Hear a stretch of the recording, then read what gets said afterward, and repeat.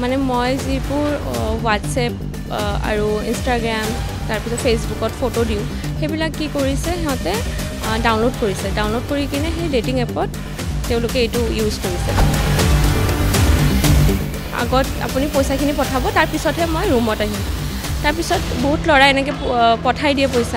পইচা পঠোৱাৰ পিছত তাই কি কৰে নম্বৰটো ব্লক কৰি দিয়ে এইটো হাতীগাঁৱৰ এজনী ছোৱালী আছে চাইদা মাজিদা ৰেহমান বুলি তেখেতে এইটো গোটেইখিনি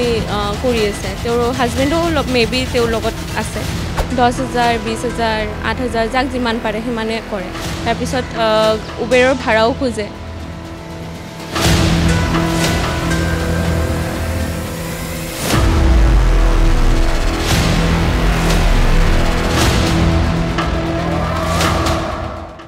চাওক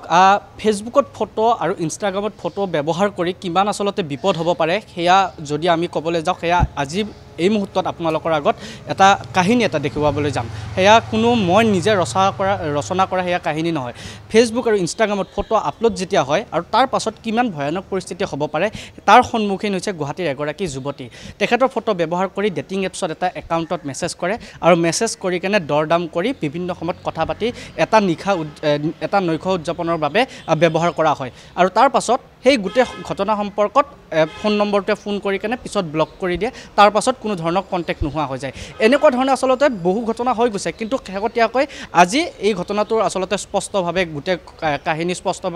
স্পষ্টকৈ আহিছে আৰু তাৰ বাবে চাইবাৰ আৰক্ষী থানাত এটা গোচৰো ৰুজু হৈছে মোৰ সৈতে এই গোটেই ঘটনা সম্পৰ্কত যিগৰাকী যুৱতীয়ে ভুক্তভোগী হৈছে তেখেতে মোৰ সৈতে উপস্থিত আছে মই পোনপটীয়াকৈ তেখেতৰ সৈতে কথা পাতিম আমি তেখেতৰ নাম উল্লেখ কৰিব নোৱাৰোঁ তেখেতৰ পৰিচয় আমি উল্লেখ নকৰোঁ কিন্তু এই সমগ্ৰ ঘটনাটোত যিহেতু তেখেতে চাইবাৰ আৰক্ষী থানাত আহি গোচৰ ৰুজু কৰিছে আমি তেখেতৰ অনুমতি সাপেক্ষে আমি তেখেতৰ সৈতে কথা পাতিব বিচাৰিছোঁ আপোনাৰ অনুমতি আছে কথা পতা হয় সমগ্ৰ ঘটনাটোত আপুনি নিজে ভুক্তভোগী কি ধৰণে একদম প্ৰথমৰ পৰা আহিছোঁ আপুনি কেনেকৈ গম পালে যে মোৰ ফটো ব্যৱহাৰ কৰা হৈছে একচুৱেলি মোৰ ফ্ৰেণ্ডছবিলাকে মানে ডেটিং এপতো থাকে আজিকালি ল'ৰাবিলাকতো চবৰে ডেটিং এপ থাকে তো সিহঁতে মোৰ স্ক্ৰীনশ্বট পঠালে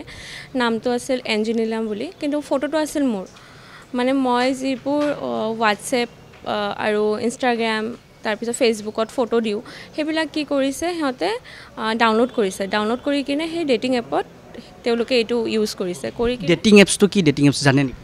টিণ্ডাৰ কুৱেক তাৰপিছত আৰু বিভিন্ন ধৰণৰ মই নামো নাজানো সেইবোৰ ডেটিং এপৰ তো সেইবিলাকো চবতে ইউজ কৰিছে তাৰপিছত ল'ৰাবিলাকে নম্বৰ সোধে তো নম্বৰ তাই দি দিয়ে ঠিক আছে তাৰপিছত ছোৱালী ভইচতে মানে ছোৱালীয়ে কথা পাতি আছে তো সোধে আৰু লগ কৰাৰ কথা সোধে কৈছে কি লগ কৰিম কিন্তু 10,000 20,000 এনেকৈ যাক যিমান পাৰে সোধে যিখিনি দিব লাগিব তেতিয়াহে লগ কৰিম তো এটা নিৰ্দিষ্ট ঠাই যেনেকৈ ডাঙৰ বিলাসী হোটেলবিলাকৰ নাম লয় তাৰপিছত কয় যে আপুনি ৰুমত গৈ কিনে মোক এটা ভিডিঅ' কৰি পঠাব তাৰপিছত মই নাহোঁ আগত আপুনি পইচাখিনি পঠাব তাৰপিছতহে মই ৰুমত আহিম তাৰপিছত বহুত ল'ৰাই এনেকৈ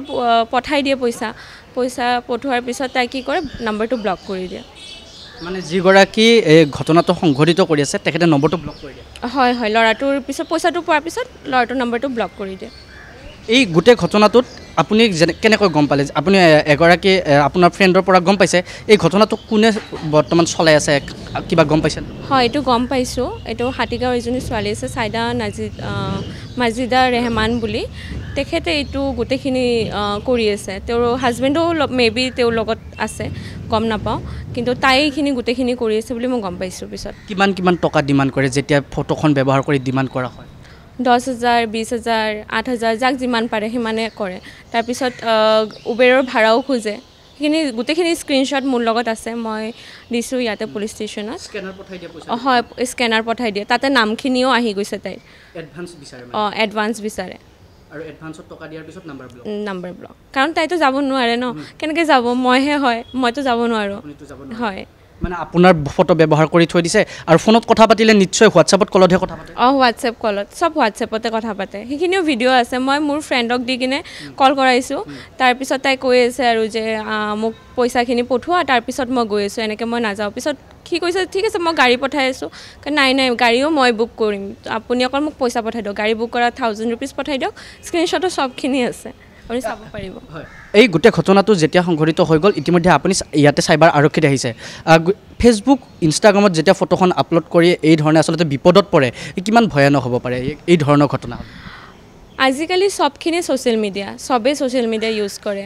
উইদাউট ছ'চিয়েল মিডিয়া কি ক'ম আৰু চাগে আপোনাৰো আছে চবৰে আছে এভৰিৱান বা মোৰ দেউতাৰো আছে চবৰে আছে তো এতিয়া মানে ইমান ভয় লগা হৈছে যে মানুহৰ যিমান মানে জেনেৰেশ্যন আগবাঢ়ি গৈছে সিমান ক্ৰাইম আগবাঢ়ি গৈ আছে তো মই সবক এটাই ক'ম এতিয়া ময়ো চাগে মোৰ প্ৰফাইল এতিয়া লকে কৰিব লাগিব এইখিনি কাৰণে আৰু মই বিচাৰোঁ যাতে পুলিচে সোনকালে এইটো ষ্টেপ লওক যাতে নেক্সট টাইম কোনোবা এইটো ক্ৰাইম কৰাৰ আগত 10 বাৰ ভাবক আপুনি আপোনাৰ সেই যিখন ফটো ব্যৱহাৰ কৰিছিল এই ক'ত দিয়া হৈছিল ফটোখন আপুনি ক'ত আপলোড কৰিছিলে মই ইনষ্টাগ্ৰামত আৰু ফেচবুকত দিছিলোঁ ইনষ্টাগ্ৰাম আৰু ফেচবুকত দিছিল আৰু তাৰপিছত তেখেতসকলে এটা ডেটিং এপছত ইউজ কৰিছে হয় হয় আৰু এই গোটেই ঘটনা সম্পৰ্কত আপুনি ক'ত ক'ত এজাহাৰ দিছে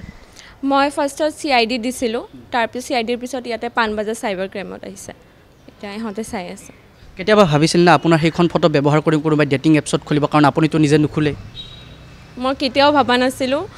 আৰু ইমান মোৰ ভয় লাগিছে আৰু মানে মই বহুত লাজো পাইছোঁ যে মানুহেতো